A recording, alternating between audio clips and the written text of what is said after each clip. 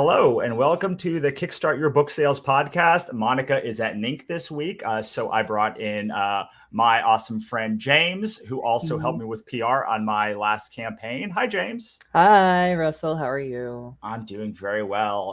Before we jump into to it and talking about PR today, you want to tell everyone a little bit about yourself? Sure. I'm James. I've been working in comics for I don't know, 15 years, something in there.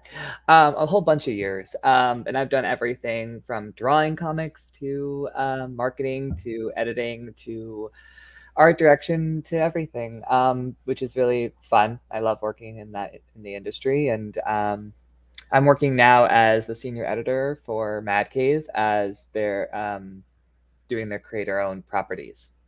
So. Yeah, Mad Cave is awesome, and you are awesome. So I Oh, can thank you. only imagine what you're going to do there.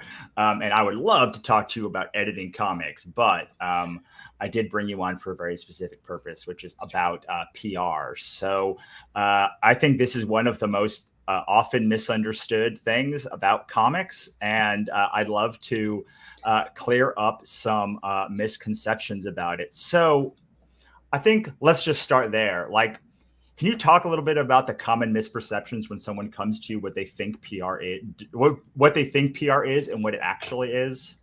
I mean, that's, it's interesting because, what's interesting about publishing is it's never moving target and it's ever changing, especially now in our landscape of more digital comics and traditional publishing and printing. And, you do Kickstarters and crowdfunding, everything is just very different. So, to me, a lot of people don't, not a lot, people come to me and don't understand that there needs to be a press release and that there needs to be some sort of cohesive stuff that I can kind of grab and share with people and to help promote the book and get it out there with people that I'm contacting, my press list, and really try and help to get the word out. If you come to me and we don't have anything kind of set up and ready to go, it's very difficult to do any promotion for that. And Yeah. and that's a whole nother conversation of all right, now we have to figure out branding and talk about what the world is that you're creating and go into that. Well, I think that is this is the perfect conversation because I find that people when they contact me don't, or when I talk to PR people, they're they don't even have a press kit 99% of the time. They don't even have a bio. They don't have a PDF that can easily be read by reviewers. And I think that's the minimum standard that you need, right? I don't generally send a press release because I don't have a press list, but I do make a press release for people just in case they want it. Right. So let's start there. Okay, so you're at square zero. Step one, you want to put a press release together. Are there any best tips that you can give to what should go into a good press release? You definitely want to have some sort of idea of what your elevator pitch is, because that'll be helpful to pull from and put it basically right into the press release itself to really capture the attention and the eyeball of hopefully the person that you're reaching out to, and they'll be attracted to the story. I think it's also helpful to get a quote from the creator and really explain why they're excited about the property. Because I think it's especially when you're dealing with smaller press stuff, it's this personal level that's really it's really great to have because you don't always get that from the bigger brands and stuff. Comics is sort of a small world anyway, so I think that it's always good to try and figure out ways to get people to be interested in what you're selling them, basically. And that's sort of what it is. You're pitching to these people and you're hoping that they'll pick it up and they'll help you run with it. Yeah, I always have heard it referred to as newsiness. You want something like newsworthy to go into the headline. And if you don't have a big brand, you fall back on the you part of it. And what makes this project unique? How is it moved in the industry? What it matters to you? Because you want to kind of pull on those heartstrings, right? Yep. And this is going to be really gross, and I hate saying this out loud and at all, but you are the brand. and you're selling yourself in a way, and especially like when you're doing Kickstarter and crowdfunding, because it's like you're talking directly to your audience, which is something that's really beautiful about it. But it's also like you have to constantly be like on the ball and constantly doing that, and you have to do it for the lead up to the launch, and then you have to do it for 30 days during the launch, and then you have to do it for 5 months after the launch, and then you have to do it again when you're ramping up the next launch. It's never really over. So be prepared for that. It's just like a constant, you're on the treadmill, just always. Yeah. So I mean, if you told me in 2010, when I came up with the idea for Ichabod Jones Monster Hunter, that in 2022 I would still be talking about that book, like I would tell you there's no possible way that is possible. Absolutely not. Yeah, leave me alone, James. You're an idiot. Yeah. No, I think, and I think that's sort of the beauty of it. Like when you find something that sort of hits an audience and you get to keep running with this ball that you've created, it's like the best. Yeah. Really, I agree. And especially when you find like the hook that really matters to you. So you've worked with like big companies, you've worked with indie companies, you work with like indie creators. Like, is there a difference between getting press for those three different things? Or like, what is the unique advantage that like a regular creator has who's usually on Kickstarter? I mean, it's easier with a bigger company behind you. I don't think that's a big secret, but I think that the opportunities for smaller press, for smaller creators to get eyeballs, I think people are they like a sense of discovery, and you get an opportunity to kind of get in front of people who are like, oh, I would never have thought of this project, because the big two are the big two, and they're kind of always like doing their fair.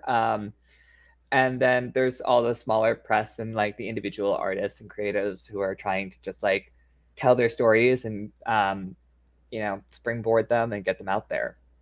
Yeah, so I think that's sort of the upshot for those creators. Sorry. Yeah, and we have a lot of creators in our community, and a lot of it feels to me like they all, I don't want to say like they try and become too slick, but like on some way I'm like, oh, you're pitching this like this is a new Marvel release, and like you can rely on a project, on a career, like you can just say Iron Man's back, and you're like, oh yeah, I'm excited for that. And like it's not like that it's less slick. It's just like, it feels like when I pitch shows, like I can't rely on them knowing who Ichabod Jones is, or like that it's been 10 years since there. Like I have to like do all of the work that assuming, and like it still baffles me how like I've been talking about this book for 12 years and like I'm not an unknown creator on Kickstarter, at least, and like there's still so many people that don't know anything about this book. And you really like,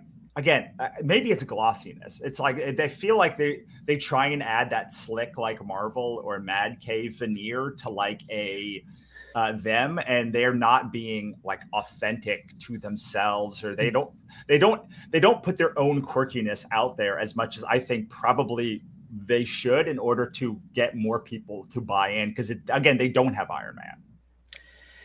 Yeah, but I think, I mean, it's sort of refreshing though to like know that there are people who haven't heard about the books and stuff, because then you're like, oh, it's an untapped market that no one has heard, like this audience hasn't heard about this yet. So that's sort of an exciting opportunity to like let them know and spread the word about it, and hopefully get more readers and more people on board. And that's why I always try and do press every time I do a thing. No matter, sometimes I go back on, we work together. So, like I went back on a lot of shows that I'd been on before, but then I went on new shows too. And like, there's something also about, you've heard about something, but you're not keyed into that thing. Like you're like, oh, I heard this creator. And I've always been of the opinion that like ads are for immediate sales. Like press and PR is for like the long-term viability of like you as a creator. Like it makes selling your book easier when somebody hears about you. But like so many people are like, I need to be on 10 press outlets to get money for my book now. And sometimes that works, but more often than not, like it's being on 10 shows within a month. And like, you don't know which show is the one that's going to get them, because they probably have heard you 2 or 3 times before they back. Well, I remember like I was working with Erica Schultz on The Deadliest Bouquet. and we like I don't know, I really set that girl up. We just lucked out that people were like, yeah, we'll have her on, sure, great. So I was like, cool, you're gonna do like 20 shows, and she was like, that's insane. What? So she did, I mean, but it was great, and she was totally wiped out by the end of it. But it was really, I mean, it was one of those things where it's like she really there was one comment in like one of these YouTube, because I'm a obsessive person, so I'm watching everything that everybody goes on. And I saw a comment that was like, oh, I've heard about this 3 times. I'm definitely going to back it now. So like sometimes it's just like this like repetition of like, oh, this sounds really rad. I really have to remember to do that. And then it's like by the 3rd time, it's like, okay, great. I'm just gonna go do it. So maybe they'll stop talking at me. Or like, and you see this when like, someone does a press tour, like they're on everything. It's like being in Vogue means nothing unless you're also in Entertainment Weekly and Vanity Fair and all of like whatever, the slew of them, because you don't know who's going to see. And there's something about just like, if you're in the tabloid rack and you're on the cover of every tabloid, they're like, oh, something must be up with this person. Or you're reading about, and that's probably not the greatest example, but like, when someone does Fallon, they do like Kimmel and they do all of the things, because some people are going to hear about it only from Kimmel and some people are going to hear about it 4 times. And the people that hear it 4 times need to hear it 4 slightly different ways in order for them to be like, oh, now I'm going to go watch that movie, or now I'm going to go read that book, or whatever. Yeah. And you don't have the luxury of like, oh, there's 3 cast members who can go and do different shows. It's like, it's just like you as the creator. Sometimes like the artist will be able to do some stuff too, but like it's usually, I mean, I'm always down for like, let's get everybody, in front of a camera and have them talk. Some people are very not comfortable doing that, so that's fine. That I think that's very true. But you're one lone ranger basically trying to go out and like hawk your wares basically. So you have to be ready to do all of the shows, everything, every opportunity. And so when Monica and I started working together on Writer MBA, I was surprised at how it didn't double our audience, because suddenly it was like 10xing the audience we had, because some people liked how I talked. Some people liked how Monica talked. Some people liked how but the even bigger audience was like people who liked how we worked together as like one unit. And so sometimes it is like, you got to get your artist on the air, or you got to get your like inker or editor or somebody else, just because like they're going to bring a different flavor to it and get another part of that audience. Absolutely. Okay, so you've now got your press release. We've like beaten that like a dead ham. Let's move on to like, a lot of people ask me how I set up my like press kit, and like my way is very easy. I have a Dropbox folder, and every time I have a new book, I drop it in the Dropbox folder, and every time I update my thing, and every time I update my bio, I update it in the bio folder, and I add more things, and it just keeps getting bigger and bigger and bigger and bigger. And I'm surprised at how often people say like, I've never, like no one else has a press kit. And so can we talk for a little bit about like why you need a press kit, and B, like what do you put in a press kit? Yes. I mean, definitely what you're saying. I think, your press kit was very cohesive and perfect. Basically, it's, it has multiple headshots, for profile pictures. If you want, a different version of you to kind of be out there. It has a great bio, which is complete and up to date.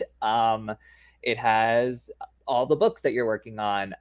Some people are in a different stage in terms of development. Like if you're launching your first one, obviously you wouldn't have a completed book, maybe not yet.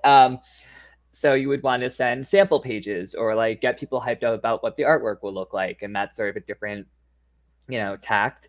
It all depends on what you're launching basically. But those are the sweet spots. And, like you can add in your social handles. You can add in other creators who are on board for the project with their headshots if you want. There's all these other sort of opportunities to sort of build out your press kit as necessary, or shrink it down to what's absolutely essential. But those are the standards, I think.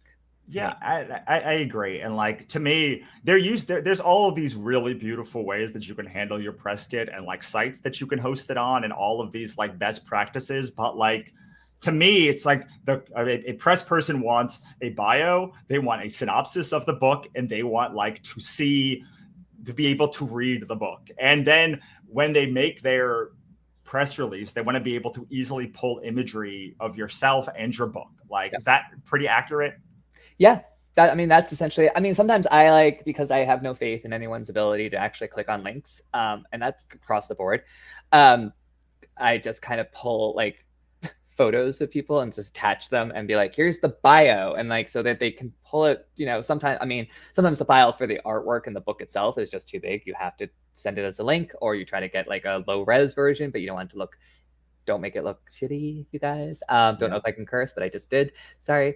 But yeah, I think those are big enough. I would say big enough to be a full width image on a standard website, at least. Like at least 1,000 pixels across, like, or 1,000 to 2. Like, I send nothing less than 1,000 pixels. Usually like 1,200 pixels, like on this side, on the whatever this the width wise. So some things are width wise like 1,200 by 600, and some are 1,200 by 1,800 if you have like a cover. But I try and also, you don't want to go like down to like 72 DPI. Like, you don't want it to become like a pixelated mess of like a PDF, if that's what you're sending essentially as like a book or what have you. So that's why it sometimes is just unavoidable. You have to send a link so it looks good. But again, I try to make it as easy as possible for whoever I'm pitching or sending stuff to like not be able to say no, or I can't open that, or where is it? I'm like, what can I do to just cut all of that noise out, basically, and get to the bottom line? So that's because usually they have like 30 seconds that they're looking at this thing, which is why it's so important to kind of have both, right? Like, you want a really pretty press release with imagery in it, and like you want that you can send somebody to, that they can grab it, because like, you want someone to be able to look at a press release and say, this is cool, I'm just going to copy this, and then that's going to go on my website. And like, it's not the great, like, you'd love to have an interview or a review or something better, but like, again, those backlinks matter over time as well, not just like when it happens. And I think most creators, especially at the beginning of the career, are so focused on the launch of the book, and creators really all over the book, but especially at the beginning, they're like, this launch has to go well. They're not like, well, how can I build for 10 years from now? And like, the way you build for 10 years from now is like to be on one podcast now, and then 3 podcasts next time. And eventually you're on like 100 podcasts, and your list, on the media site of my site, there's like a ton of interviews. There's a ton of like podcasts. Some of them have multiple episodes on them. And like, you build that cache over time. And I've been really obsessed with this recently, about how like some things that you as a creator, you literally can't do without time. Like, the only answer is time. Like, some magazines will not, some creators, some publishers, some readers just will not read you until they have until you have been in the business for long enough to for them to say, okay, now I take you seriously. Yeah. I think that's it's unfortunate in some ways, because you're missing out on finding cool people that you might not have heard of, or, but I think, that's just unfortunately part of the biz, part of the deal. And I think that runs the gamut in a lot of creative fields. I think actors, models, singers, have to put in the time and prove the mettle. Obviously we see the exceptions to the rule, but pretty, Well, and there's just something eventually, now I can send my media page to people and be like, oh, wow, this never ends. Oh, you've spoken at all of these events. Okay, part of it is I'm very confident that you can do the work. And sometimes that is, when I pitch to editors, you might not like my work. That's okay. But you absolutely cannot say that I won't do the work, because I just have a body of work. And some people just want to know that when they book you, it's not going to be a problem. You're just going to show up, you're going to be entertaining to their audience. And when you show them that you've done a bunch, and so some things are locked until you unlock them. we do have a question from the audience, which Yeah. I seems to go in a good dovetail for this, which is like, it seems like those like on those late night shows, the guest is almost always telling a story. So is that what we need to do when we're actually booked? Um, I don't think so. I mean, to me, that always comes across as sort of insincere. And I don't know if that's just me. I always feel like I'm like, yeah, you guys practiced this, or like you guys were emailing, or the producer was stepping in and like helping you along with your story and making it ching funny. I think what you want to work on, to me, is being comfortable doing this and having being on camera, being on a podcast, getting your point across clearly, speaking clearly, probably speaking a little slower than I do because I'm from New York, so I speak really quickly. And just making sure like your elevator pitch is raring and hot and good to go, and make sure you understand, what you're there to deliver and talk about. And that's your book, and that's your story. Well, I think that like if you're asking, if you're saying like, do I need to tell stories that are unrelated to the book? No, I don't think. Like, they're always like, when I was 12, I like did this. But I do think there are some stories you probably want to be able to have in your hip, like how you met your artist, because they're gonna ask like what this project means to you, like how you came up with the idea. General, organic, conversational like things that hopefully you'll have natural responses to. I just don't like and I was on my ski vacation and here's some funny stuff that happened to me. Like, that's not the point of you being there. And no. Like it's derailing from but if you're uncomfortable in front of the camera and you want to like practice like some things, like tell a nice story about how you met the artist and how much you like them. Like I think those stories are like relevant to the interview, and those are very, very good to like have in your back pocket. I mean, and for me, I've done this so many times. I know like there's like 6 stories that every podcast will ask, like, how did you come up with this idea? I was driving over the thing, and like when you're telling the thing, you do want it to come across as a cogent story that is interesting, right? Like you don't want, like, if I always say like the moment we crested over the hill in the valley, like I had this idea for like, and I was like, was I cresting over the hill? Was that the exact moment? No, I was driving to the 405 in the valley, but like, was I actually at the apex moment and like it all came to me like the baby Jesus coming down? I don't know. Like, I can't say that, but like that makes it more interesting. Yeah, that makes it a better story. And so like, how did you meet your artists? Well, I was searching whatever the thing is, like, because some of those things might not trigger initially to you. You're like, how did I meet the artist? Like, was it on digital webbing? Was it on Pencil Jack? Like, how many people applied to do this? Like, was he a friend for a long time? And like, if you're gonna hip pocket some stories, but eventually what you're gonna find is there's like 10 stories that anyone cares about on a podcast because they're the intro stories, and then the hour's over. Like, you tell they ask you 6 questions, and then, oh, bye, the hour's over, or like your segment's over. And I think it's good to also listen and watch whatever you're going to be on. Watch a couple of episodes of what you're going to be on and understand what they're kind of about. What they're going to ask you most likely, where, what their leanings are, where you're kind of going to go in the conversation.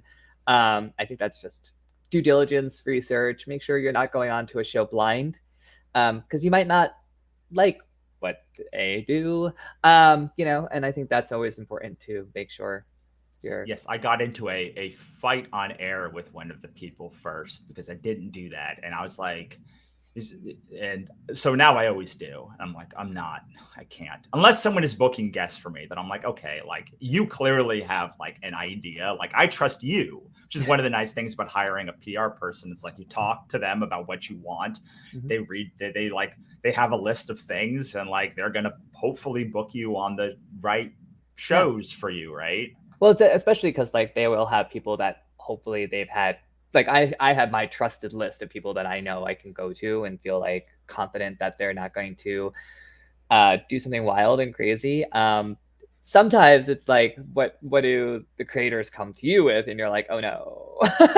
Yeah. But like, Well, that's just, part of the course, and then you figure it out. And it's all, hopefully it all works out and it's not a problem. what was really not like I knew that you had worked for Eric with Erica on Deadliest Bouquet, and I was like, that's like the same audience that I want. So like, it was very easy to be like, I just want more of that. Like, More of that. just do that thing. And I think that, like, before I started hiring PR people, I would just like see a friend of mine who was on shows and be like, that's a show I should reach out to because I think that like it would be good for me too. Or that is a show I never want anything to do with. And like, so I would do, I would like, I'd have my own like list before I hired people, which is nice to have also. Yeah. Do your due diligence on who you want to work with as far as like PR or marketing and things like that. Some people may just while out and email every single person that they've ever had a 2-minute conversation with, and that might not be the best fit for your book. So you're going on to promote horror on a podcast that like covers, My Little Pony. Doesn't really make sense. It's like, what's the audience that we're attracting here? My rule is I want to make a fan out of the host. If no one else, like I'm having an hour-long conversation, and if I want that host to be a fan of my work by the time that conversation is done, or at least a fan of like me, and then I feel like I've done. If I can at least do that, like I will go. Like I've spent 10 years going one person at a time building an audience. So like. And in that way, I'm like, would I want this? Do I think the host of this show would like my book? Because if they don't, then I personally don't see the point. Yeah, I'm with you. I think that's how every creative should look at it. Like you're trying to, sell your book basically to one person at a time, but like hopefully being on a podcast, it'll be 30, 40, 50, 100 people at a time. Right. But you're really speaking to one person. Like, and that's sort of a nice, organic, less intimidating way to sort of look at it when you're going on shows or podcasts or being on camera, and you just have to be like, I'm talking to one person. I'm okay. So. Yeah. I think it makes it more. They always say like niche down and like, so for me, it's like you talk to the one person, and that's how you find the people who are right for you anyway. Yeah. So before we started, we talked about several different kinds of things that you can do for media. So like there's live streams, there's like audio podcast, there's recorded video podcast, there's interviews, there's and then there's like can you just give a little scope about like the kinds of media that you could book as like a person, and like if there's different strategies to do those things? Oh, I mean, you covered it pretty well. I think, there's live interviews, which is like live record, like anything that's live, that's happening right at the moment, which is what we're doing right now. But then it becomes also a podcast, and it's on YouTube. There's regular podcasts, which is like pre-recorded and then released. There's YouTube videos, which is just YouTube interviews, and it's just hosted on YouTube. Those are a little more rare, but I think even those YouTube videos probably a lot of them release still in a podcast form, because that's where a lot of people like to just listen to stuff, especially interviews, because there's not a lot of like razzle dazzle in terms of like the video content. Right. So, and then, of course, there's written interviews, which is like a standard old-fashioned more of old-fashioned magazine sort of approach of like asking questions, and usually that's just written over email. I think that's. There's live events that are like conventions and stuff, but that's not usually something I would handle. And there's also like you go on a someone's live stream or Twitch stream or something, which is not like so much like a creator live stream is not something that like you're booking. It's sometimes like if I know somebody like a Liana Kangas or something like that, where it's like I can if she's sort of selective on who who comes on because she's like friends with a bunch of people in the industry. So you kind of just Right. go, hey, so, but like sometimes that's just the creator reaching out and being like, I already know her, so let me see if I can get on there.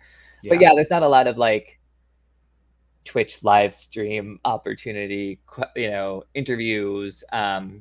Yet it might be, I mean, things change. Like I said, like things in this industry, it's an ever changing market. So who knows? There could be cool TikTok opportunities. There could be things that are ever growing and ever changing. And I'm sure there are. So Yeah, and you kind of have to do a little bit of everything too. It's like, even when I hire a PR person, like I still do like reach out to people, and you have to kind of do like they reach out, you reach out. What is very nice is like I was just like, can you now I reached out, they said yes, can you now handle this can you stuff? And take then this like, and go with it? yeah. Yeah, and that's sort of, I mean, that's a dream. Like I can reach out to 50 people, and then it's something about, there's like a little bit of a give and take, because it's interesting because like people really like to have a communication with the creator sometimes directly. So they really like to feel like, oh, let me just talk to them, because they know that they can interact with you. They don't necessarily know that you're working with a PR person. Or someone who's helping you with marketing or what have you. So it's always good, like, to be open to people reaching out to you and asking you, and being open to seeing like, oh, I saw somebody post this on Twitter, and I'm just going to follow up with them directly and make sure we can move that forward and get that going. Yeah. All right. So we're moving towards the end. I just Okay. want to I want to make sure we get this part, which is like, okay, we've now done the press release. We now have the however we're going to have our press kit delivered. We've now got those solid. Now I want to actually like send the email. I've now identified the right like podcast for me or interview for me.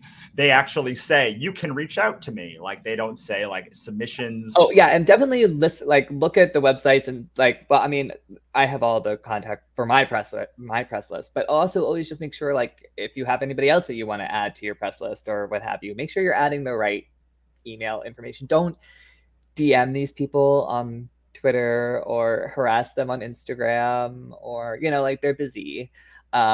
They're not meaning to ignore you. Like, it's just, sometimes it doesn't happen. Sometimes things fall through the cracks. Sometimes you have to email them 3 or 4 times, which is a thing. Like, you don't want to be that annoying PR person, but you have to be like, hey, so what happened? Like, we were talking and then just dropped off. So like, those things happen though. And Yeah, for sure. So we have now the list of actual like people that like have said you can reach out to me. Like what does like I'd like I should say like I haven't communicated to them. They just on their website have said you are okay, okie dokie to reach out to me. Like what is a creator's initial email, like what should that look like to them, or initial contact? Oh, I mean, okay, so what I do normally is I do like a little preamble, which is like, hi, my name is James. I'm reaching out on behalf of blah, blah, blah. They have a great new book coming out.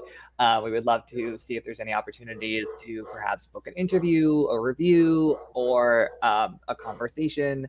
Please let me know. And the press release is below. Like, I include the press release in the body of the email, because again, I don't trust people to open things or to download things or to look at things or click on links. So I don't rely on people's because people don't have time. I always just, think that everyone's busy. Do you include the photos in there or just the plain text? I usually include like the cover in there, in like the body of the email, and like as an inset image, and then like usually at the bottom of the press release is like a link to their first book, like I had for you, like I was like, or the most recent book, or all of the books for review, or like so they can take a look and see if it's content that they're interested in covering and talking about. So yeah, that's how I generally do it. I think that really just including the press release in the body of the email is like one of my biggest suggestions. Just make it easier for them. Always make it easier for whoever you're emailing if you're asking for a favor. Yeah. Well, easy to say yes, easy to say no, because like sometimes an easy no is like also very good, because you're just like, cool, like it's not a no for now. It's usually never a no, like never contact me again, unless you like are have really like done something wrong. Burn It's the usually like, bridge. no, Yeah. this is not like okay. This is not okay. Like I'm not interested in this, but please send me something down the line, right? Yeah. Yeah. No, and that's definitely, yeah. Or they're like, oh, sorry, like all of my dates in September, for instance, or October, or August, or whatever. The month is booked. I can't possibly fit anybody else in. So you're like, okay, um, you Oh, know, that's a good question. That's a good question. How early and how long in advance of like a release should people be reaching out to press? I try. I mean, well, podcasts, the earlier the better for me, because I think like I mean, I've reached out to people like 2-3 months before, because they book people. Like Yeah. you're competing with other people who are trying to get on there at the same time. So I think the earlier the better. You got your press release, you got your book ready to go, you got your conversation ready to go. Cool. I mean, knowing that August is a big time for a Kickstarter, like we started reaching out to people at like the beginning of June, and Yeah. like So, I still was like, oh my god, am I too late for that? I think like if there's certain months where it's easier, right? Because there's just less projects launching. yeah. But then like you also like, and then you're getting into Kickstarter territory of how well things fund in certain months, and that's a whole nother conversation to have, obviously. But like, like launching in January is really fucking hard, and launching like anytime, I keep cursing, I'm so sorry, anytime after launching after like October, like yeah, after October into November and December and almost like into January, it's like, well, best of luck. Like it's just holiday craziness to me. I don't know. I've always tried to avoid competing with those months. So, but then you have those ones that say like, but there's less competition, so I can stand out. So there's always this. It's this thing where you're like, okay, there's the most. Most people are here on this platform at the most time, but also the most. It's the hardest to book media. Whereas like on Amazon, for instance, February or Kickstarter is like February is like one of their slowest months. So like, hey, booking that means there's probably less competition to book in February also. So you got to kind of play that game too, right? Sometimes. Well, especially like I think if you build yourself a fan base and you have that built-in fan base and you feel confident that you can launch basically any time during the year and you feel like, cool, I'll get funded, that's a very different space than being like, this is my first launch. I would advise against launching in those 3 months if it's your first time at that. Like maybe try to figure out like a June, or like like there are very busy months to also kind of try to like, okay, well, let me try this spot, and that's, nothing is a guarantee, unfortunately, with like any crowdfunding. It's all like, well, hopefully this will work. Yeah, absolutely. And to me, I think as we go to like reach a conclusion, I just to sum up, like for me, and then you can do, and then I'd love you to do yours. It's like reach out, have your media kit, have your press release, have your press list, and make sure to reach out early enough. And then understand that even if you do all of those things right, 99 out of 100 times is going to be a no. And it's going to be even harder when you first get in there. But if you continue to do it, it's going to be easier. Is that kind of the summation, or how would you sum it up? Yeah. No, I think that's perfect. I mean, it's like it's Lady Gaga who said like, there will be 100 people in a room and 99 of them will say no, but then you find the one who will say, yeah, whatever. I'm not Lady Gaga, so I also like to say her name that way. So I think that, yeah, I think it's just like the more you do it, the better you'll get at it. It's always challenging. Kickstarter is always hard. It's always time consuming. It's always draining. Well, it always takes precedence underneath like Marvel and DC and Yeah. Image, and like you go down this list of like, and then 15 down the list is like, do we have space for Kickstarter too? Put these people on. Yeah. So I think that like yeah, I mean, and it is like, not to like discourage people from doing Kickstarter. I think it's actually a really great audience. I think people there are very supportive. They're obviously supportive. They support a lot of different creators on there. I think that what comes out of Kickstarter can be really amazing.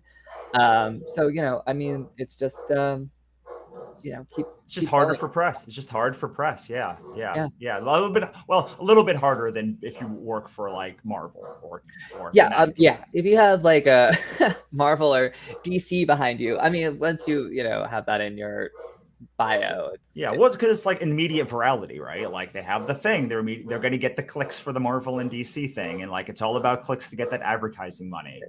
yeah. All right, so Tom has one final question, which is if he may ask, what did you do specifically for Deadliest Bouquet? Oh, I was the editor, and I also did all of like the PR and marketing and helped with putting that whole book together. So I also helped with like some of the creator getting creators on board. Wow, speak. So we did. I did a lot for that book. It was great though. Erica is a champ. She is one of the hardest working people I think I've ever met in my life. She is also one of just a great writer and a great friend, and I love her to pieces.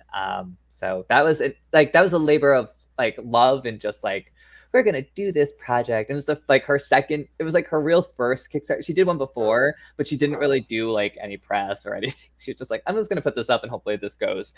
And it did. So she's, luckily she already has a built-in fan base a bit. So because she's been in the industry for a minute. But it was really fun to like really throw her to the wolves basically and be like, you're going to do a whole bunch of shows. And she was the one who was like, I'm not doing one at a time. I'm going to do one big OGN trade and be done with it. Like, I don't want to do 5 campaigns. I don't want to do it. And I was like, okay. So we threw it up there. Not like, we didn't just throw it up there. We worked really hard on it. And so we aimed for 20 and we made like 28,000, which is pretty remarkable. It was amazing. It's a really cool book. You should check it out. I think it's in previews now, or it was it got picked up by Image Comics. So the second issue was in stores. Oh, I think just Wednesday. Came out, the second issue. So yeah, it's probably still available. The first one came out in August. Awesome. All right. So how about you give us a way to contact you, give us your final piece of advice, and then we'll say goodbye. I think my biggest piece of advice is to be always friendly and professional and stay open to opportunities and be organized. Oh God, be organized, please. I don't know what my I guess Twitter is probably the best. I mean, it's so tiresome, Twitter. I don't know. I'm trying not to be on there a lot because it makes me depressed.